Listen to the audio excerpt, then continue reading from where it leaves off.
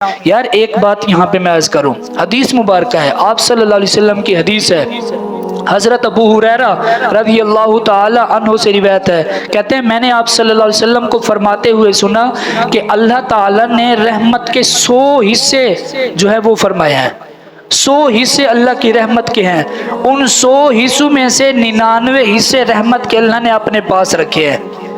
بہت ہی کمال کی حدیث ہے، توجہ سے سنیے، اللہ تعالیٰ نے رحمت کے 100 حصے کیے، 100 میں سے 99 حصے رحمت کے اپنے پاس رکھے اور ایک حصہ زمین پر نازل فرمایا، ایک حصہ رحمت کا زمین پر نازل فرمایا، اور مخلوق جو ایک دوسرے پر رحم کرتی ہے، محبت کرتی ہے، وہ ان 100 میں سے ایک حصہ ہے، ان 100 میں سے ایک حصہ ہے جو ہم ایک دوسرے سے محبت کرتے ہیں۔ ان 100 حصوں کے اندر زمین پر رہنے والی ساری مخلوقات، انسان، چرند پرند، ایک دوسرے جو محبت کرتے ہیں، الفت کرتے ہیں، رحمت کرتے ہیں، اور اس میں والدین کی شفقت بھی ہے، بھائی کی شفقت بھی ہے، بھائی کی محبت بھی ہے، بیٹے کی محبت بھی ہے، بیٹی کی محبت بھی ہے، اور سب دوستوں کی، عزیز و قارب کی سب محبت اس کے اندر شامل ہے، جانوروں کی بھی محبت ہے۔ لیکن یاد رکھیں یہ ایک رحمت کا ایک حصہ ہے جو اللہ تعالیٰ نے دنیا میں مخلوقات میں بھیجا، جو صرف ایک رحمت کا حصہ ہے۔ ہم ایک دوسرے سے اتنی محبت کرتے ہیں، تو جس اللہ کے پاس 99 حصے ہیں، اس کی رحمت کا اندازہ کیا ہو سکتا ہے؟ اس کی رحمت کا اندازہ کون لگا سکتا ہے؟ یہاں پہ ایک بات اور بھی عرض کروں، دیکھیں نا، ایک ماں کی تو محبت بڑی محبت ہے، لیکن جو بھائی کی محبت ہوتی ہے، بیٹی کی محبت ہوتی ہے، بہن کی محبت ہوتی ہے، وہ کتنی زیادہ ہوتی ہے۔ ان 100 حصے میں سے جو ایک حصہ ہے، وہ اس ایک حصہ جو اللہ تعالیٰ نے رحمت نازل فرمائی ہے، وہ ایک حصہ ہے۔ میں یہاں پہ ایک مثال اور بھی دوں، دیکھیں ایک مرغی ہوتی ہے نا، مرغی، آپ کو پتہ ہے آج کل کی نوجوان کو تو ان چیزوں کا نہیں پتہ، بزرگوں کو پتہ ہے جو دیہات میں رہنے والے ہیں۔ دیکھیں مرغی کے اندر، مرغی کے پاس کچھ انڈے رکھے جاتے ہیں، مرغی کو بٹھا دیا جاتا ہے کچھ دنوں کے لیے، پھر اس میں سے بچے نکلتے ہیں۔ میں ایک محبت اور رحمت کی بات کر رہا ہوں، رحم کی بات کر رہا ہوں۔ مرغی کے انڈے سے جو بچے نکلتے ہیں، اب وہ مرغی کے وہ بچے اس کے پاس رہتے ہیں، کسی کی مجال نہیں ہے اس بچے کو ہاتھ بھی لگا سکے، مرغی اس بچے کو ہاتھ بھی نہیں لگانے دیتی، اس کے اندر اتنی رحمت ہے، اتنی محبت ہے۔ تو رب تعالیٰ کے جو 99 حصے رحمت کے اللہ کے پاس ہیں، وہ اللہ تعالیٰ کتنا رحیم ہے، کتنا مہربان ہے، اللہ اکبر۔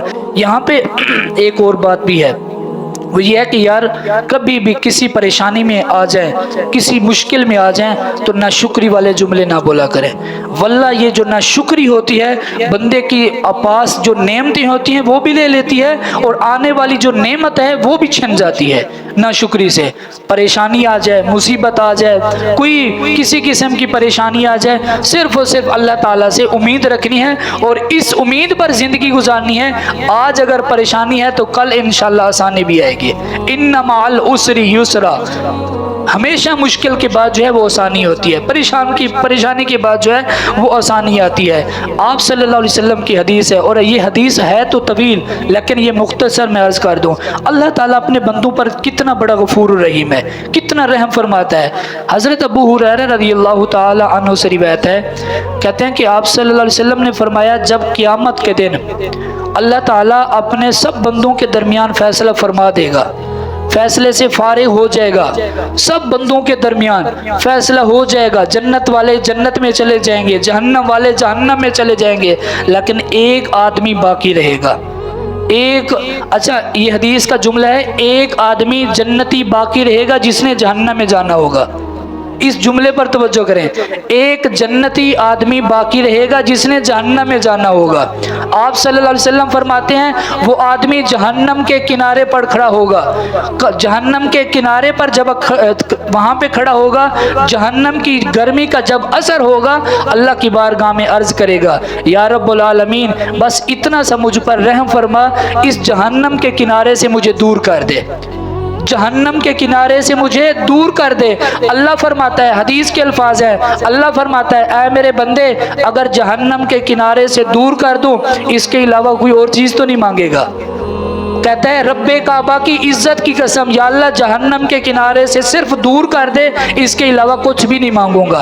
अल्लाह फरमाते हैं इसको जहन्नम से दूर कर दे। जब वो जहन्नम से दूर होता है, जन्नत के नज़दीक चला जाता है, जन्नत की खुशबू से हासिल होती है, अल्लाह की बारगाह में फिर अर्ज़ करता है या रब्बुल आलमीन मुझे जन्नत के किनारे पर पहुंचा दे, जन्नत के दरवाजे पर पहुंचा दे। अल्लाह फरमाता है अभी तूने वादा किया था कि मैं इसके अलावा कुछ नहीं मांगूंगा। वो अर्ज़ करता है या रब्बुल आलमीन जन्नती जन्नत के अंदर कितने खुश है, मैं उसे देख के मुझसे रहा नहीं गया, लिहाजा मुझे जन्नत के करीब कर दे। अल्लाह फरमाता है जाओ इसे जन्नत के करीब कर दे। अब जन्नत के करीब जाता है, जन्नत के मनाजिर देखता है, जन्नत की नेमतें देखता है, जन्नत के अंदर जो लोग मुसर्रत खुशी के साथ गुजार रहे होते हैं, जन्नत के जो मकामात हैं, बुलंदियां हैं, वो देखता है। अर्ज़ करता है या रब्बुल आलमीन मुझे जन्नत में दाखिल फरमा दे। अल्लाह फरमाता है, अच्छा हदीस के अल्फाज हैं, अल्लाह फरमाएगा ऐ आदम के बेटे तुझ पर कितना अफसोस है, तू कितना वादे खिलाफ है, तूने 2 बार वादा किया और फिर उसके बाद कहा कि या अल्लाह मुझे जन्नत में भेज दे। हदीस के अल्फाज हैं, अल्लाह फरमाएगा आए आदम के बेटे तुझ पर कितना अफसोस है, तूने वादा किया और वादे की खिलाफी की। वादा खिलाफी यार अल्लाह ताला इन्नल्लाह ला युखलिफुल मियाद, अल्लाह ताला वादा की खिलाफी नहीं करता, हमें भी वादे की खिलाफी नहीं करनी चाहिए। तो फरमाया आए आदम के बेटे तुझ पर कितना अफसोस है कि तू वादा करने के बावजूद भी वादे की खिलाफी करता है। अब वो बंदा क्या अर्ज करेगा, उसकी अर्ज सुने। वो अर्ज करेगा ऐ मेरे रब मैं अपनी तेरी मखलूक में से सबसे बड़ा बदबख्त हूँ, लेकिन मैं नहीं चाहता तेरी मखलूक सारी जन्नत में हो, तेरे बंदे जिन्होंने ईमान लाया वो जन्नत में हो, मैं जहन्नम में चला जाऊं। अल्लाह क्या फरमाता है, हदीस के अल्फाज हैं, अल्लाह ताला अपनी शान के मुताबिक मुस्कुराएगा उसकी ये बातें सुन के। देखें जहन्नम के किनारे पर था, या अल्लाह मुझे जहन्नम से दूर कर दे। जहन्नम से दूर हुआ, अल्लाह ताला की बारगाह में फिर अर्ज करता है या अल्लाह जन्नत के करीब कर दे। जन्नत के करीब हुआ, फिर अर्ज करता है या अल्लाह जन्नत में भेज दे। अल्लाह ताला इन बातों को सुनकर अल्लाह ताला अपनी शान के मुताबिक मुस्कुराएगा। अल्लाह अपनी शान के मुताबिक मुस्कुराएगा और फिर क्या करेगा, सुम्मा यअज़न लहू फी दुखूलिल जन्ना, अल्लाह हुक्म देगा फरिश्तों ये मेरा बंदा बड़ा अच्छा बंदा है, इसको जन्नत में भेज दो, ये मेरा बंदा लाडला बंदा है, इसको जन्नत में भेज दो। अब सब फैसला हो जाएगा, वो एक शख्स रहेगा वो भी जन्नत के अंदर चला जाएगा। यहाँ पे जो इस हदीस से हमें हासिल, अल्लाह ताला बड़ा गफूर रहीम है, बहुत बड़ा गफूर रहीम है। कुरान पाक की हर सूरत का आगाज़ भी अल्लाह ताला ने बिस्मिल्लाहिर्रहमानिर्रहीम से किया, अल्लाह ताला ने अपनी रहमत से किया। यार कुरान तो बड़ी दूर की बात है, सूरतें पढ़ना तो बड़ी दूर की बात है, अगर बंदा ईमान से सिर्फ बिस्मिल्लाहिर्रहमानिर्रहीम पढ़ता है, वो वाक़या आपने सुना हुआ है, हजरत मूसा अलैहिस्सलाम के ज़माने का वाक़या। अगर कोई एक शख्स उसका बेटा ज़मीन पर बैठकर अल्लाह ताला को रहमान कहता है, रहीम कहता है, अल्लाह की रहमत फिर गवारा नहीं करती कि उस बच्चे के वालिद को मैं अजाब दूँ। तो जो बंदा खुद पूरे कुरान को पढ़ता हो, पूरे कुरान की सूरतों को पढ़ता हो और बिस्मिल्लाहिर्रहमानिर्रहीम पढ़ता हो, अल्लाह को रहीम कहता हो, रहमान कहता हो, अल्लाह की रहमत उस पर कितना बरसती होगी। यार मैं एक बात और भी अर्ज करूं, हम जितना मर्जी नाफरमानी करते हैं, जितना मर्जी नाफरमानी करते हैं, जो कुछ मर्जी कर लेते हैं, इसके बावजूद भी कभी अल्लाह ताला ने अपनी नेमत नहीं रोकी, रिज़्क बंद नहीं किया। एक जहन के अंदर एक फ़िक्र लें और फ़िक्र के अंदर बैठ के ये सोचें यार हम दिन में कितने गुनाह करते हैं, कितने हमसे गुनाह होते हैं, कितनी नाफरमानियाँ होती हैं, इसके बावजूद भी अल्लाह ताला ने अपनी नेमतें और अपना रिज़्क जो है हम पर बंद नहीं किया। मियाँ मोहम्मद बख्श ने क्या फरमाया था, एक गुनाह मेरा माँ प्यू वेखे ते देवे देश निकाला, लख गुनाह मेरा अल्लाह वेखे ते पर्दे पावन वाला। एक गुनाह माँ बाप जब देखते हैं घर से भी निकाल देते हैं और माँ बाप बड़े गुस्से भी होते हैं, लेकिन रब ताला कितना गफूर रहीम है, बंदा दिन में इतने गुनाह करता है, अल्लाह ताला ने उसके गुनाहों पर जो है पर्दे डाले हुए हैं, अल्लाह ताला उस पर नेमतें बंद नहीं करता। यहाँ पे एक सबक भी आखिर में मैं देना चाहता हूँ, यार हमें कोई हमारा दोस्त बुलाए, हमारी गैरत गवारा नहीं करती कि हमें मेरा दोस्त बुला रहे और मैं ना जाऊं। हम कहते हैं नहीं जी यार दोस्त ने बुलाया तो हमें जाना चाहिए। दिन में अल्लाह ताला हमें 5 मरतबा बुलाता है।